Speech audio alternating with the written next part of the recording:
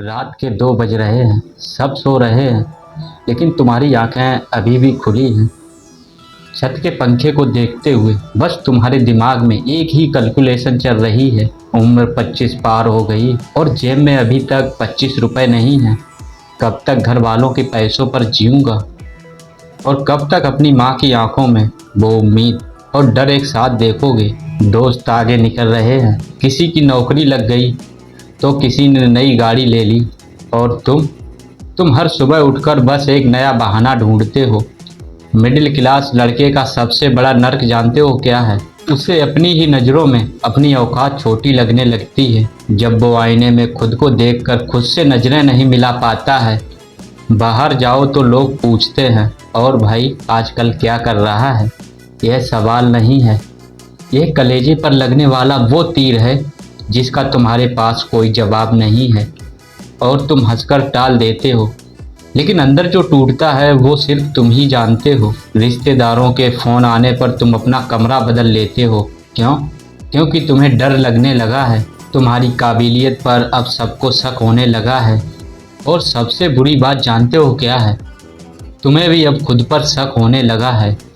तुम सोचते हो मेरी किस्मत ख़राब है, सरकारी वैकेंसी नहीं आ रही है और पापा के पास बिजनेस करने के लिए पैसे भी नहीं हैं। तो सुनो भाई, रोना बंद करो और तुम अपना तकिए पर सिर रखकर हर रोज़ सोचते हो ना कि कल से बदलूंगा, तो सुनो, वो कल कभी नहीं आता।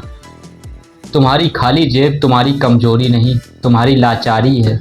तुम दूसरों की खुशियों पर तालियां बजा सकते हो, लेकिन जब खुद की बारी आती है तो तुम्हारे पास हर रोज़ एक नया बहाना तैयार हो जाता है। श्रीमद् भगवत गीता में भगवान श्री कृष्ण ने सिर्फ अर्जुन से एक बात कही थी। जब रणभूमि में अर्जुन हथियार डालकर बैठ गए थे, श्री कृष्ण ने अर्जुन से कहा था, क्लैब्यम माँ स्मा गमा पार्थ। भगवान श्री कृष्ण ने अर्जुन से कहा था, हे अर्जुन, इस नपुंसकता कायरता को प्राप्त मत हो, यह तुम्हें शोभा नहीं देता। अपने दिल की कमजोरी को त्यागो और उठो। और तुम भी आज उसी अर्जुन की तरह अपनी किस्मत का रोना रोकर अपनी बनाई हुई रणभूमि में बैठे हो। अरे रामायण में तो हनुमान जी को भी अपनी शक्तियों का अंदाजा नहीं था, जब तक जामवंत ने उन्हें याद नहीं दिलाया था। तुम्हारे अंदर भी वो हनुमान छिपा है, लेकिन तुम अपनी खुद की बनाई हुई जंजीरों में जकड़े बैठे हो।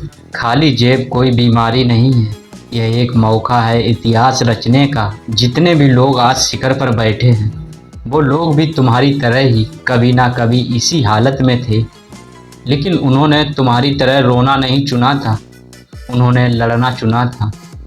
बहुत सो लिया तुमने और बहुत दिन खराब कर लिए। अब तुम्हें अपनी तकदीर को अपने हाथों से बदलना है, तो अभी उठो।